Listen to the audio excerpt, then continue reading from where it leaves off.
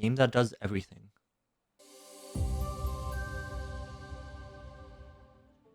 We're coming to the end of a very long wait, with Crimson Desert now less than a week away from its final Rip High release. Guard. No one gives a shit about High Guard. Holy fuck. That game was trash. Now, we went back and took a gander at all of the showcases that the developer has done in the run up to the game's launch, marveling at how ambitious Cliff's upcoming adventure truly is.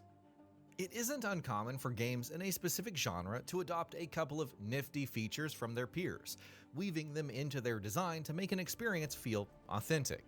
But Crimson Desert is going a step further. It isn't trying to just be an open world or an action title or a cinematic experience. Instead, it's blending all of them into a potent mix of varying design philosophies. It's looking like a combination of individual ideas that carried the finest games of the last decade on their own. Hey Spicy, we're watching more Crimson Desert shit because I don't know, I'm cautiously optimistic about this game, to be honest. Since I played a shitload of BDO, and to me, this Crimson Desert just looks like Black Desert Online, but like single player. So I don't know. I mean, it feels like it does so many things. It's hard to gauge whether it's good or not. But welcome, Spicy. How are you? Hope you're doing good. To be a game like no other. Don't believe us? That's okay. We have come prepared. So join us as we explore why we think Crimson Desert is a game that's aiming to be the best by learning from the very best. A sandbox full of surprises. We're kicking things off with GTA 5, which was a masterpiece in presenting you with unscripted moments, letting you loose in a world where there was control. I'm cautiously optimistic, Big. Every turn.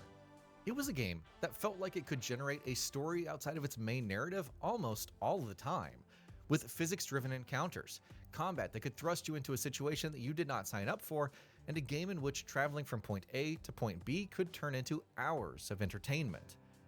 Pywell might not be a world that's as modernized as the one that we explore in GTA 5, but it certainly has the same potential for unpredictability that's just fun to engage with.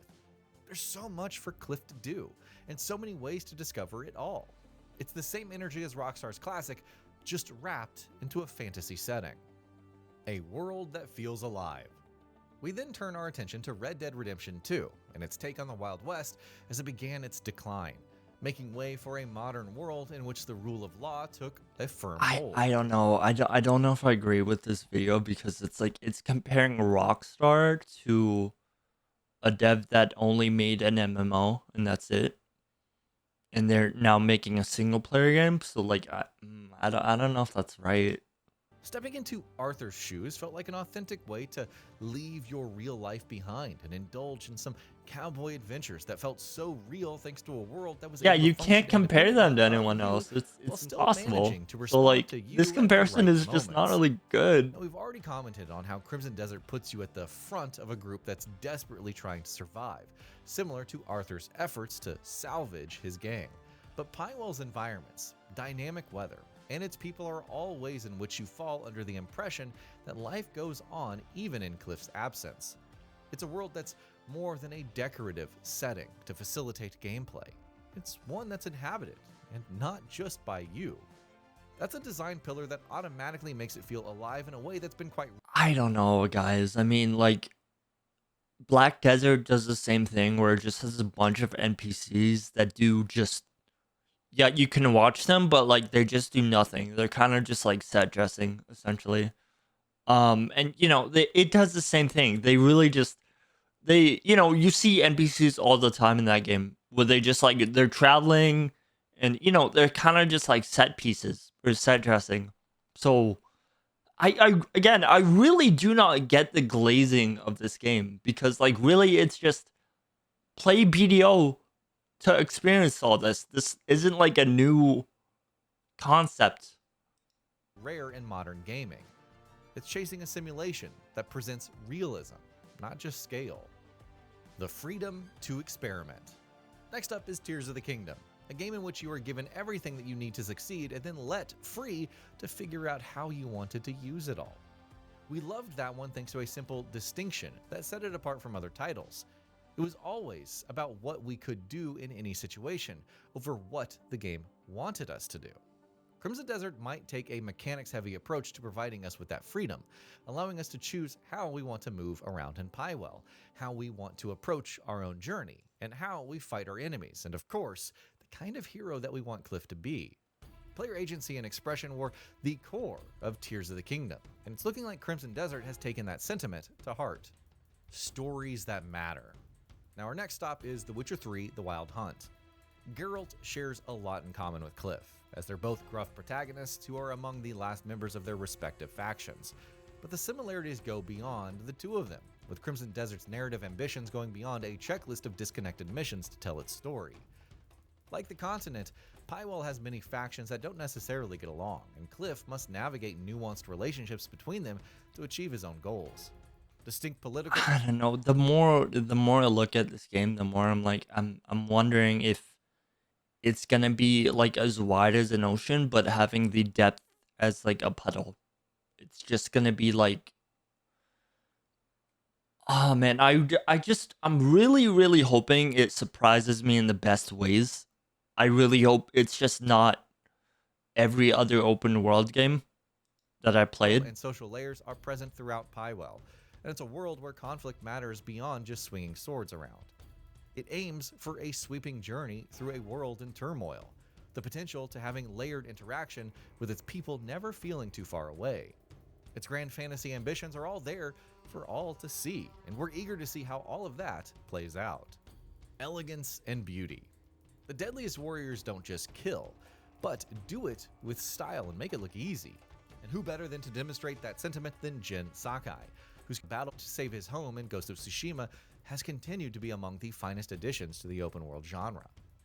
Granted, Cliff may not have the extensive training of samurai backing up each of the swing of his sword, but Crimson Desert's combat does look grounded, even as he takes on fantastical beasts and warriors who shouldn't have the powers that they do.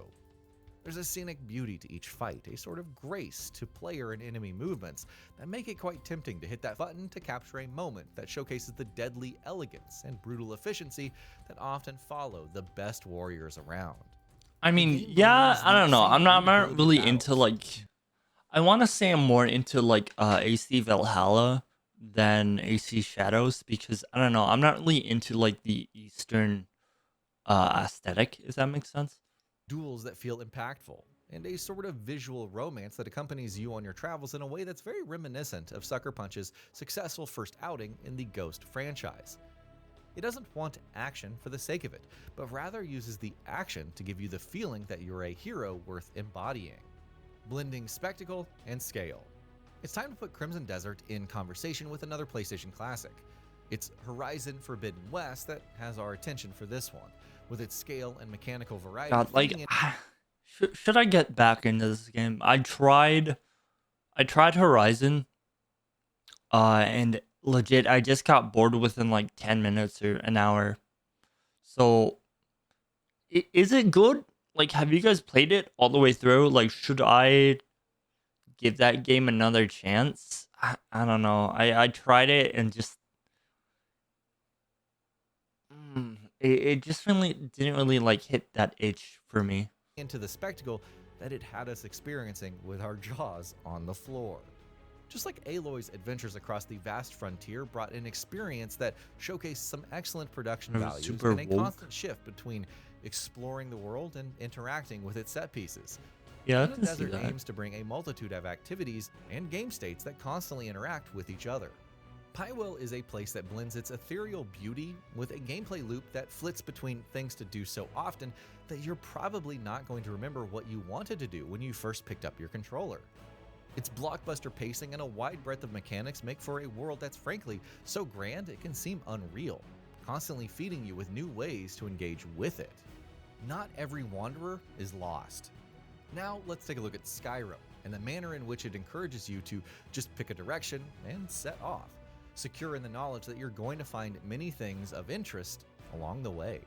The joy of discovery is often a facet of open world experiences that keeps players invested in their worlds and what they're doing and exploring, and Skyrim is arguably the best game in that area. Well, Crimson Desert might just Also, manage to sorry, I recreate that missed it. sense of Thank discovery you, with its caves, Tim, for the off-road discoveries, check-in. Welcome. lingering ruins of a world long gone, and side quests that feel like they're powered by your own curiosity.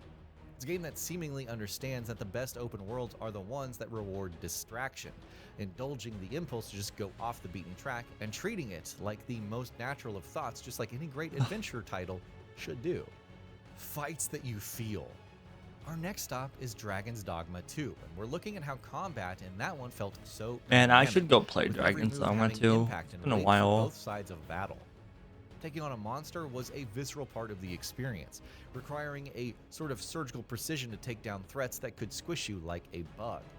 That those encounters could happen so spontaneously as you went about your business made them all the more engaging, the messy way in which you were forced to take down formidable foes being a highlight of each fight.